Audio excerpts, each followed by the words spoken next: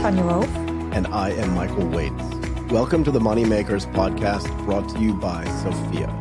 Sophia is an exciting new learning platform for women with a goal to increase diversity and inclusion in early stage investing.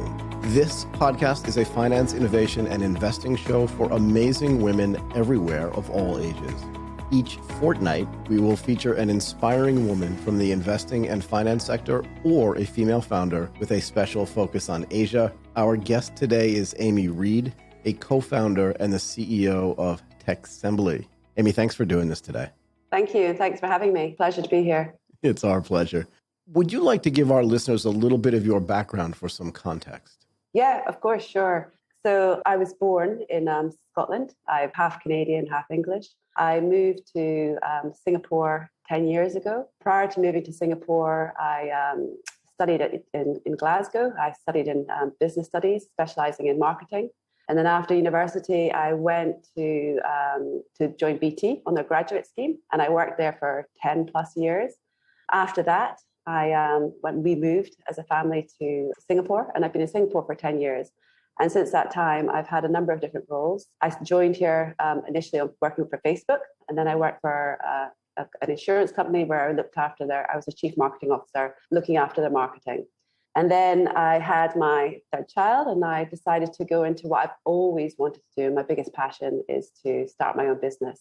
And I started that business 7 years ago, a company called Gifts Less Ordinary, which has since kind of pivoted, and now it is into Techsembly, which is where my core focus is, which is on the tech side of the business.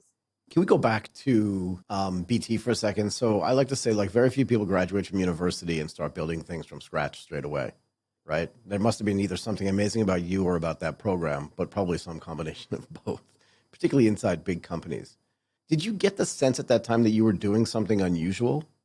So when I joined BT, it was quite funny. In the day, it was always when you're at university, the place where you wanted to be for marketing was you always wanted to join a graduate scheme. Now, BT is obviously a very well-known and a large telecom business, and their core focus was on the marketing side of things.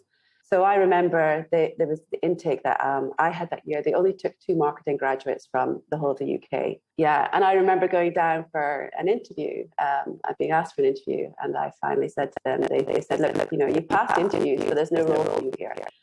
We've given one role away to a marketing graduate, and there's no roles. But if one comes up, we'll invite you to come along. And so every day I just decided that one day that's the place I wanted to work at. I thought it was really exciting. They were involved in the technology. They were involved in building marketplaces. It was the place I wanted to be. So every week I would call the HR department saying, have you got a role? Has that role become available? And they would go, no, to the point that they would actually laugh when I'd call.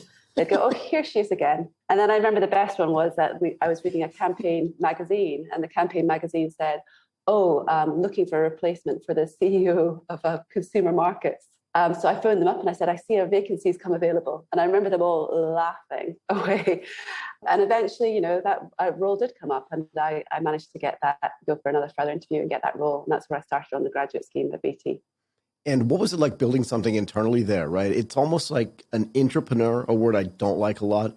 But what is it like building something from scratch inside of a big company, particularly when they don't think it's going to work from the get-go? Well, it was interesting because I joined a team which was called the Soho Home Office. I actually thought Soho was a region in London at the time.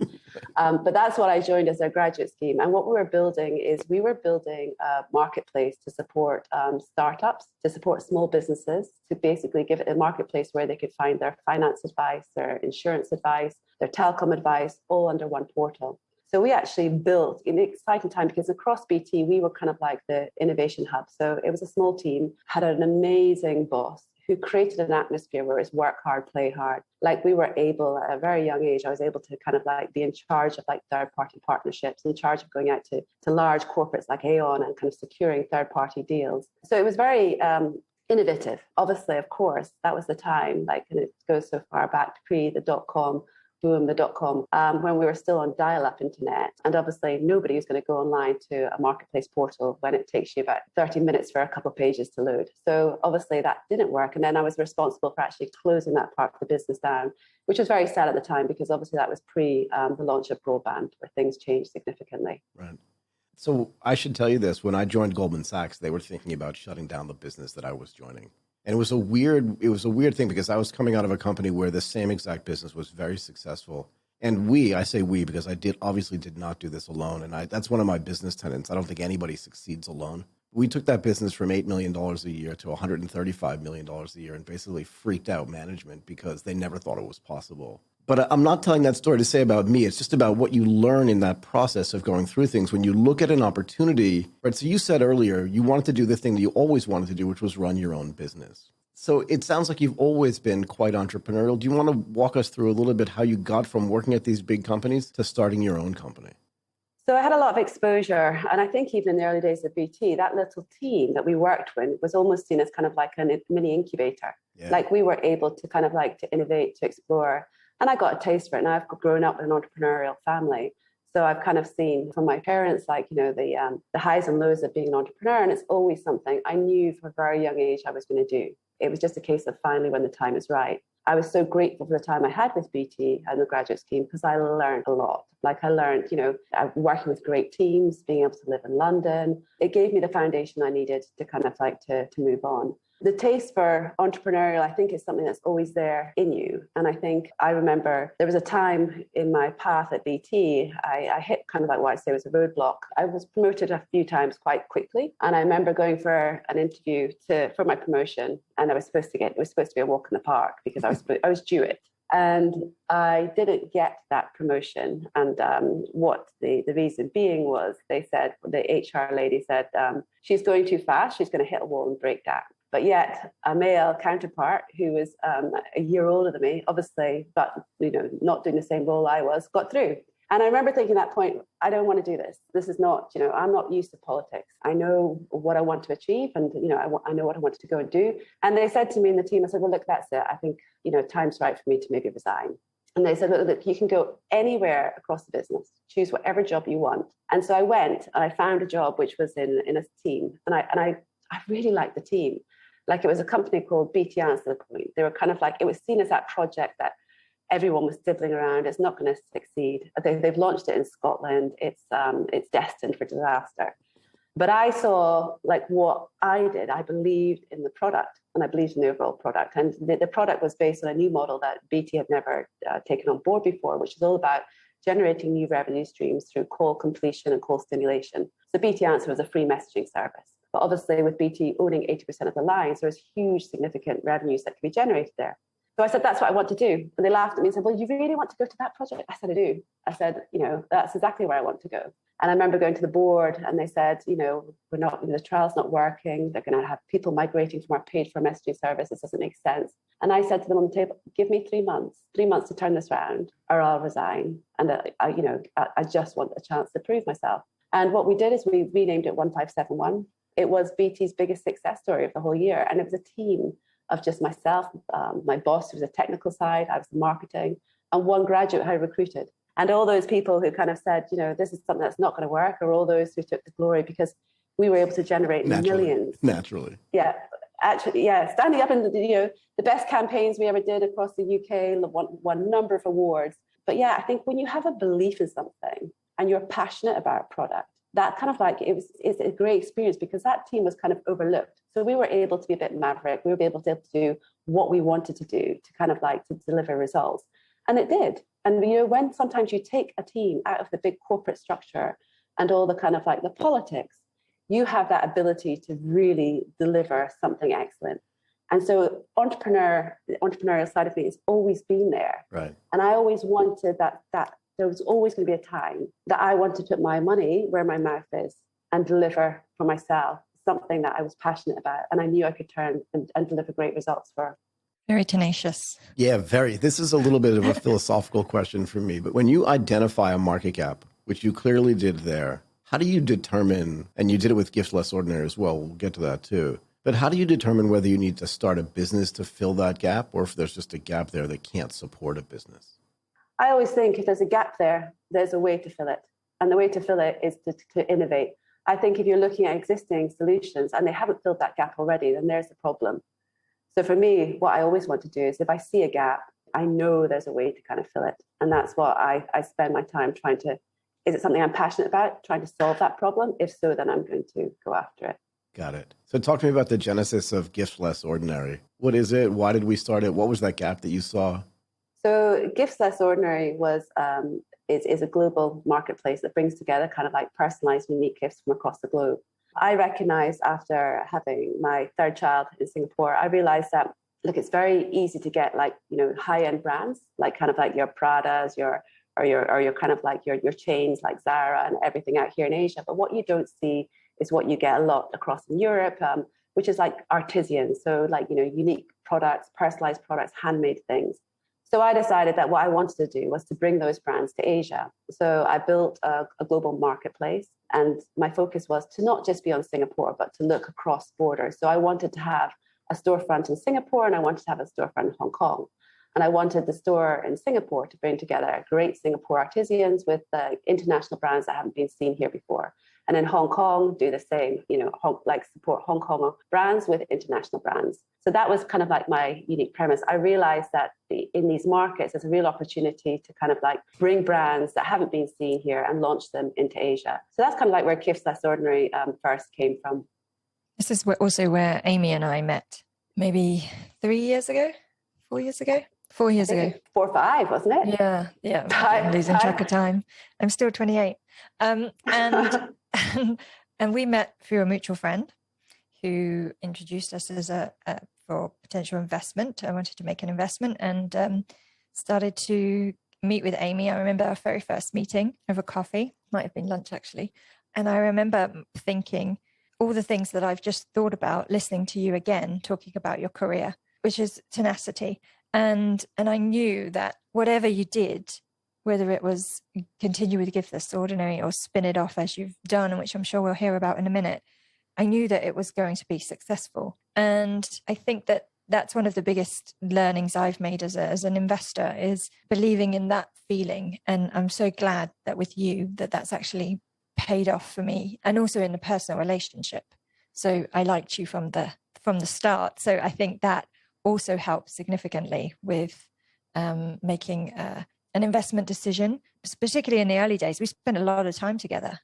We did. A lot of business trips and a lot of calls and time in the office together as well. So it was, but tenacity was something that stood out to me as something that you talked about when you were at BT and you had this opportunity, but not everyone would have put themselves up for that bad kind of team that you suggest. The 1571 group was not a team that people wanted to be in, and most people would have shied away from that, thinking that it was career suicide. And there you were throwing your hat in the ring, and I think that that's obviously been with you for a long time, and it was one of the things that I saw very early on in you. So I'm so glad that we still have this working relationship. Oh no, I'm so glad too. I think I remember the first time after you invested, we went to Hong Kong on a trip, and we didn't really know each other personally at all. And obviously, my Scottish roots was like, Tanya, we have to share a bedroom. We're not paying for 2 bedrooms. We can't afford that on the budget.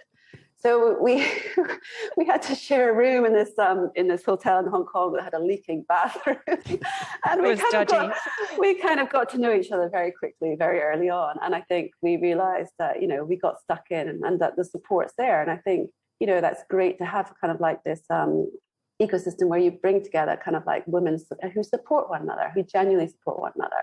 I think that's the most important thing, and I think that's what I'm very grateful for. Same. So you started Gifts Less Ordinary. You had the vision to grow this marketplace, and did that work out as you thought? Or where did that take you? Because obviously now we're looking at a spin-off business, which is your primary focus. So how did you get from one to the other? I know the answer to this, but I think it's a really interesting story and something that I retell a lot of people as well. I offer you up as an example. I hope you don't mind.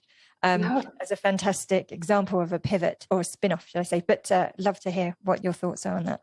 Yeah.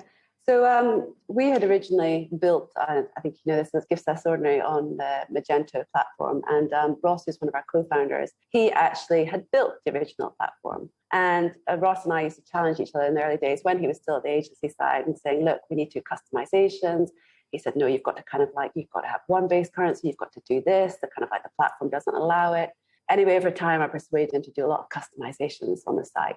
And of course, then the site no longer became fit for purpose. It was kind of like causing a lot of re-indexing issues. And the realization was that, it was too difficult to support. Like if you want to deliver something that is kind of like multi-region, multi-logins, the way e-commerce should be, it was too hard on what we currently had. And we had a support agency here as well, who then turned around to us one day and said, we can no longer support your platform, it's too complex.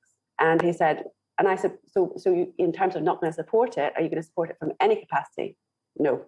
And I said, but you're basically telling me my business is going to have to go under. There's nothing we can do, it's too complex, we can't support this. And I remember exact time I had that call, and I was outdoors and I felt like the walls were just kind of closing in. Yeah. And I thought to myself, you either have a choice here, you either have to accept that somebody's told you that this isn't possible, or you kind of build this yourself and you do it from scratch. So together with Ross, who was our CTO at the time, who was a co-founder of the Magento agency back in the UK, along with two other developers who I'd worked with very closely in Singapore in previous projects, we came together, the four of us, and we built a solution that was the solution that we required.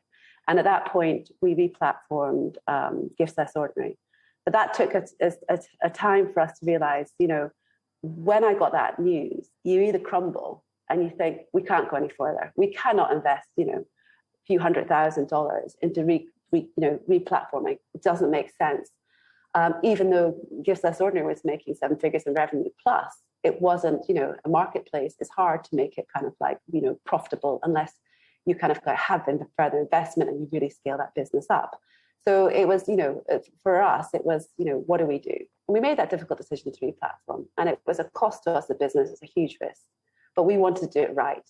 And I wanted to promise that, at that stage, I would never let any other business down the way I was let down. And I think there's something so powerful in terms of like, if you're a tech company, you deliver upon kind of like what your customer promises are. If you take a client on board, you make sure that client's successful. So after a year and a half, we basically built the technology and we, scoped it. So I'm not the techie person. I have a team of technical people, but I'm the very commercial person. So often a lot of the times we kind of debate about what should be, what shouldn't be. And they say, well, it's too hard. If it's too hard, then build it. And that's the way we go about it. So you can, and Tanya knows, she knows our team very well about the debates that we have.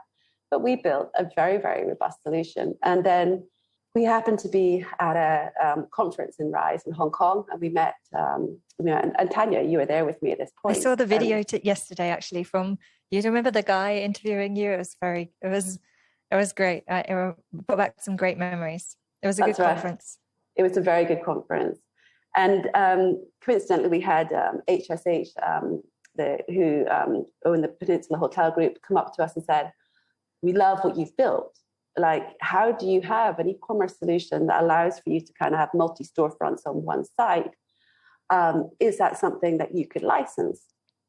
So we had a number of different discussions with them over the course of about a year. And we decided that working together, we were going to license our technology and build a solution that kind of supported what they needed, which was an e-commerce platform that allowed for multiple hotel properties to be situated on one centralized platform. But each of these properties could have their own team access. So for instance, the Hong Kong team could manage their storefront, manage their logistics, manage their orders. The Beverly Hills team could manage their independent storefront. But all in analytics, all insights were held within one centralized platform. So we like to kind of coin this collaborative e-commerce because it's about bringing multi-platforms, multi-properties on one storefront, but delegating controls and user access at a localized level. So we leveraged all the knowledge that we had on what worked within e-commerce to bring that success to the hospitality sector. The Moneymakers podcast is brought to you by Sophia, the place for women to learn, invest, and change the world.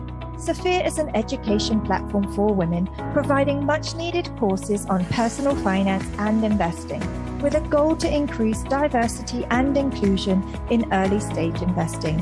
Go to sophiawomen.com and use promo code podcast10 to receive a 10% discount on all of our courses.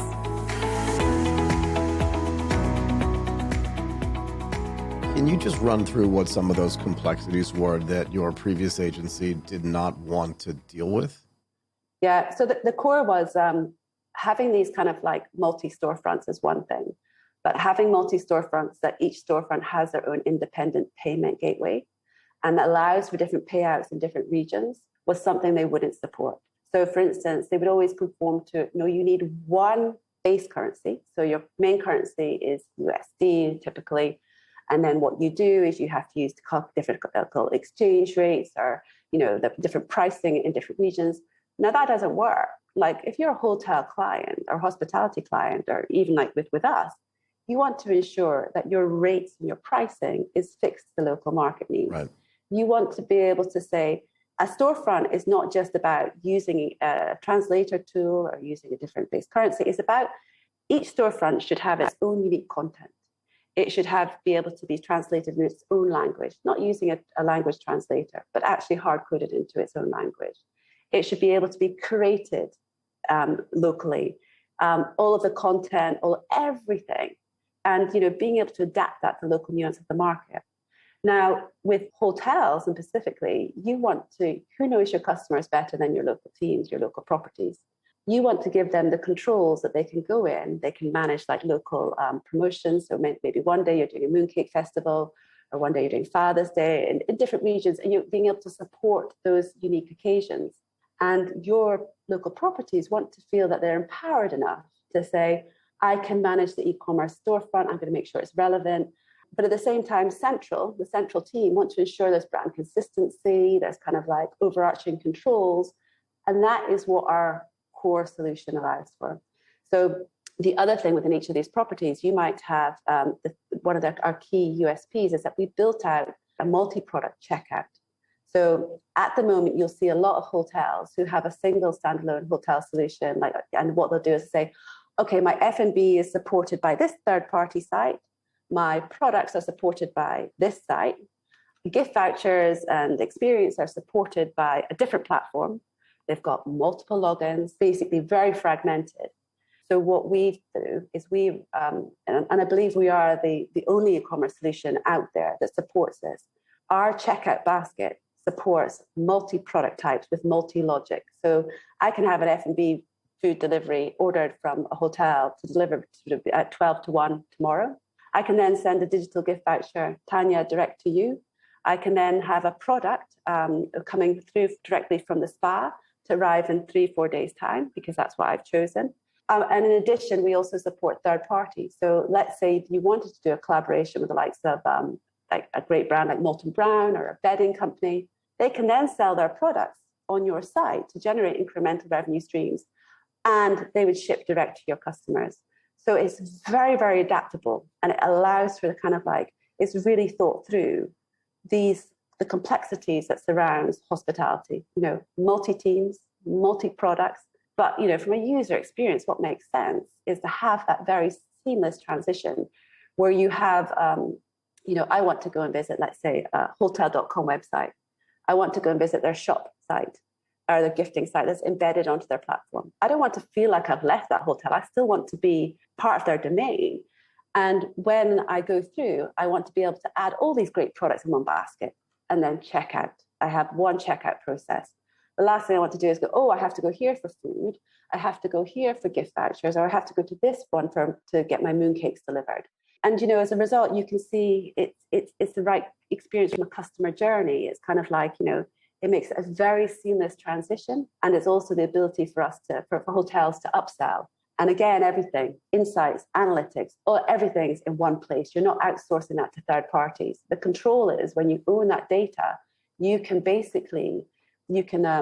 innovate. And I think then you can look at like what works in one hotel. Have you thought about this? Leverage those learnings. The power is you owning that brand. Don't give that power away to a third party. I love this story in a way that's so hard to explain. It basically touches on so many parts of a real like entrepreneurial spirit. You saw a problem with GLO, right? You wanted to solve yourself. Yeah. And you went to somebody who said, this can't be done. This has to be the light bulb moment going off over your head, with the response of, oh, really? And again, it sounds very similar to what you did at PT, right? It's the same example. You want to go join that group? You're insane. well, maybe I am and maybe I'm not, but let's see who's right. In 3 months was what you gave yourself the first time. It was probably a little bit longer the second time because it was more complex.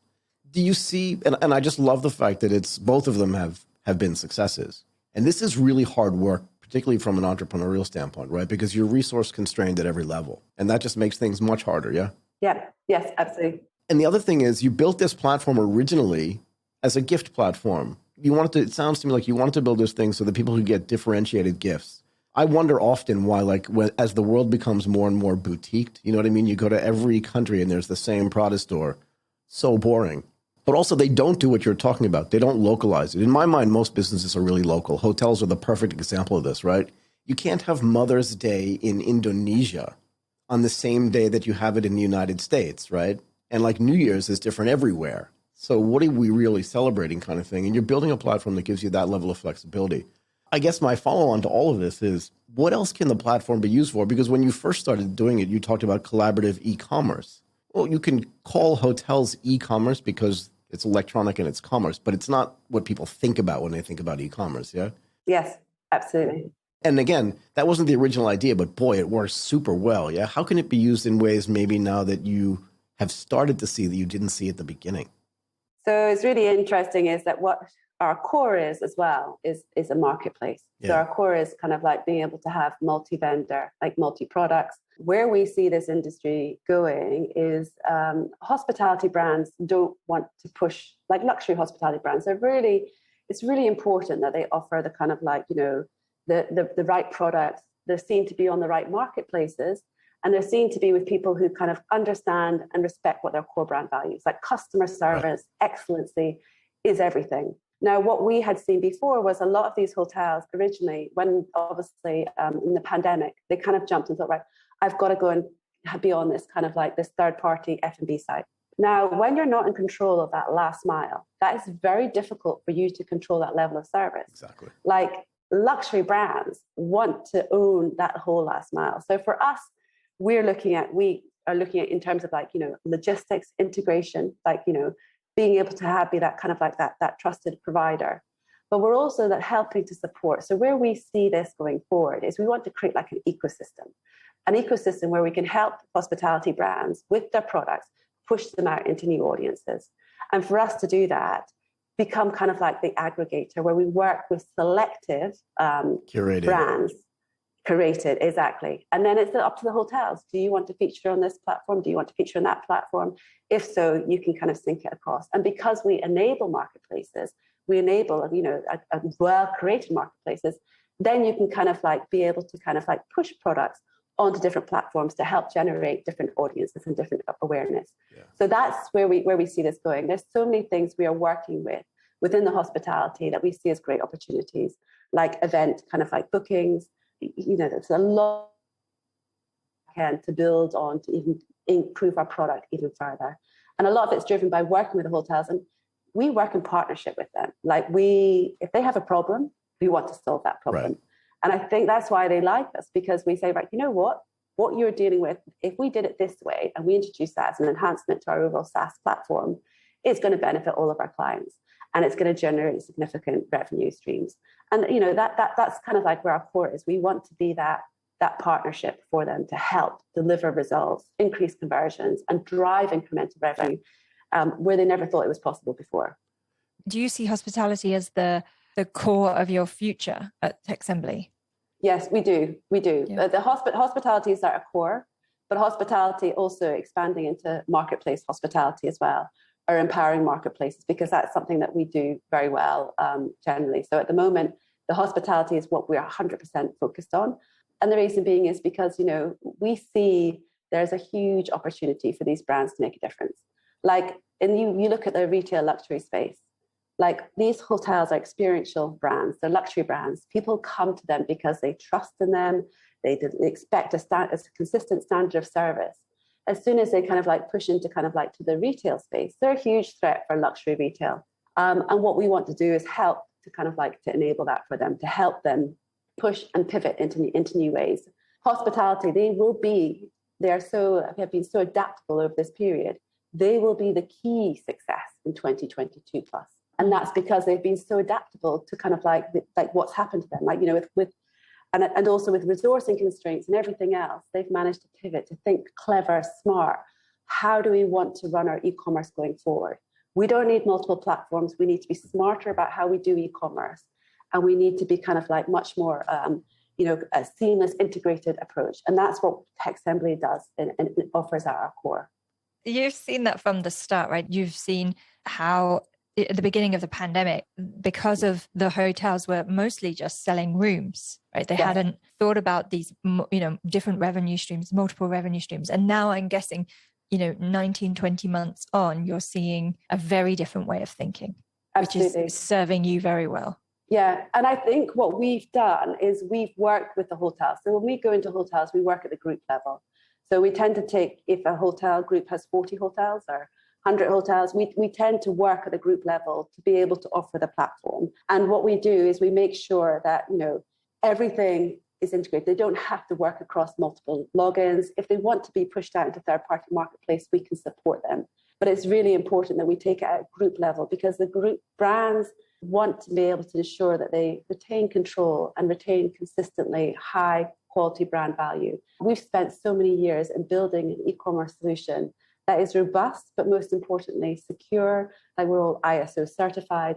Like, before we even onboarded one client, it took us like 9 months of making sure the technology was secure and fit for purpose. And that is kind of like something that's very, very key for us. You see a lot of pop-up kind of like e-commerce stores and sites, but how are they managing your data? Have the security process in place? For us, that is paramount. And that's something that, it's taken us a long time sometimes working with these clients. Like, we've just signed a couple of big groups in the last couple of weeks. And with these clients, some of them have taken like 9 months to a year's negotiation. But, it's important, and it's important to get it right.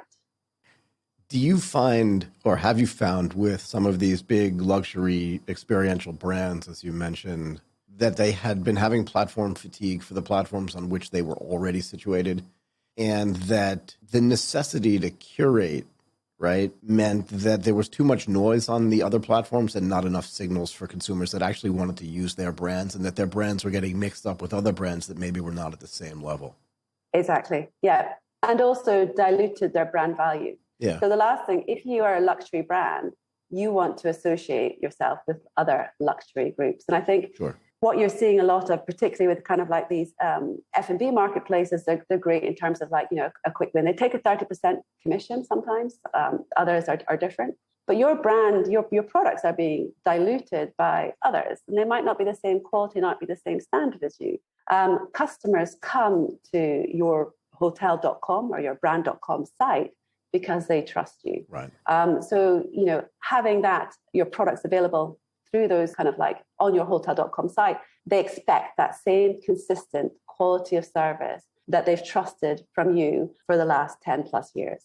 And do you see the same opportunity for existing e-commerce companies like Prada, like Chanel, like Polo Ralph Lauren, that have sites, but that don't have the same sort of flexibility and localization possibilities that Techsembly offers? In other words, the hospitality groups have noticed this right away. They, like you said, they had the biggest challenges in the last 18 or 19 months because most of their business went to zero, close to zero. So they had to go through all of this innovation process. But if you now go to a business like, just because you mentioned it, Prada, and you can literally localize their business, do they see the benefits of that as well? Or have you not even tried to sell to them yet? To be honest, we've been very much more focused on the hospitality and the marketplace as our core.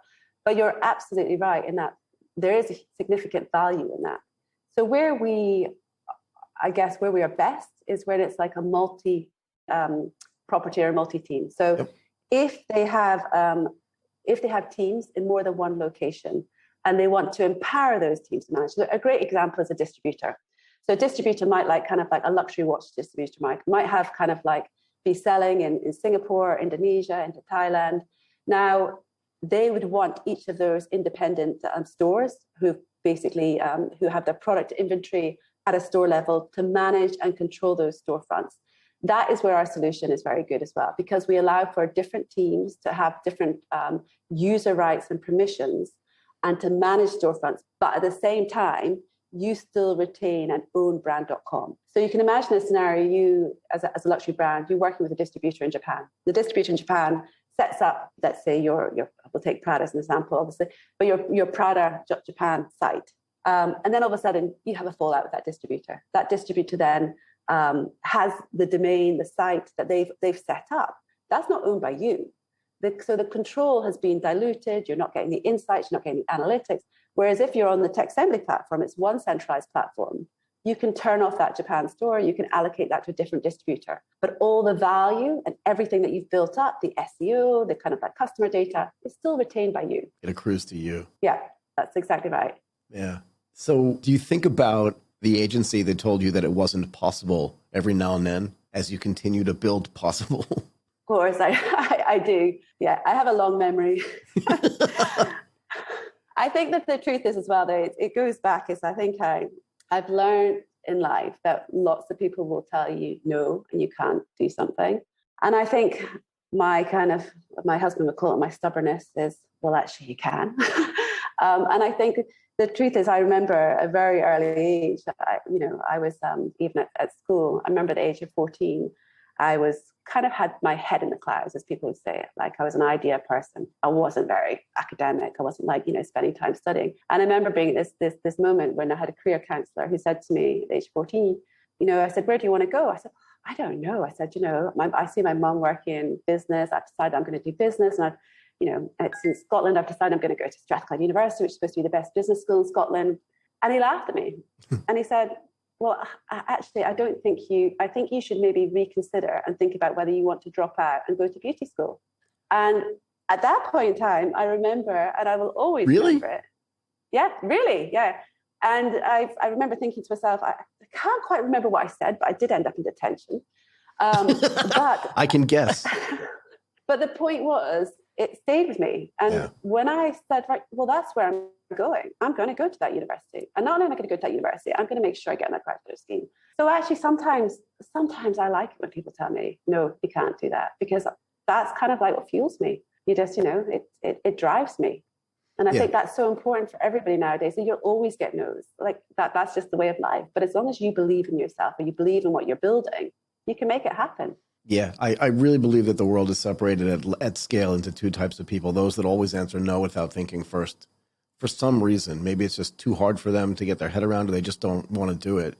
And those who say yes and figure stuff out. And I know that's a massive generalization, but it's hard for me to deal with people that are constantly saying no, right? Yeah. How about give me more information? How about let's try it first? Because even if it doesn't work, at least we learn something along the way. I mean, in a way, Gifts Less Ordinary is the perfect example, right? Like you said, it was reaching this certain scale, but then you had to figure something else out.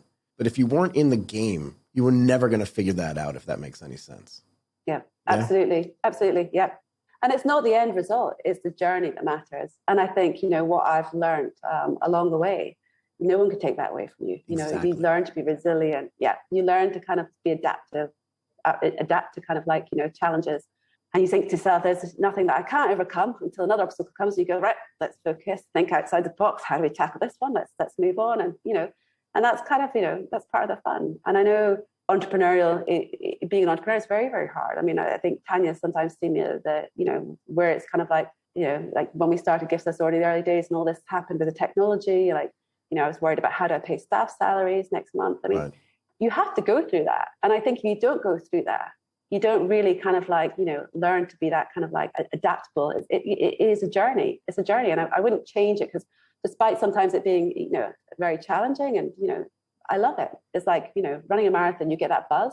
And so when you face an obstacle, it actually gets me more excited than anything, because I've got to think to myself, just think of a way around this, think about this differently. Yeah, I mean, it is a marathon, right? It is. It really is. It's not a sprint. It's definitely a marathon. And I've only run a half marathon, to be fair. But, when you get to that 15th, 16th kilometer, you're thinking, I'm done. But you're not, because you got 5 more to go. That's it. Exactly. Right? Exactly. Anyway, I want to thank Amy Reed, a co-founder and CEO of Techsembly, for doing this today. You were awesome. Thank you. Thank you so much, Michael. Thank you, Tanya, for having me. It's been a real pleasure. And I've really enjoyed the chat, so thank you.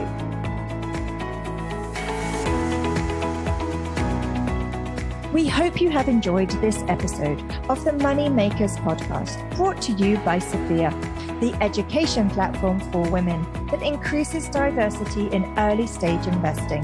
Visit sophiawomen.com and use promo code podcast10 to receive a 10% discount on all our courses. Learn, invest, and change the world.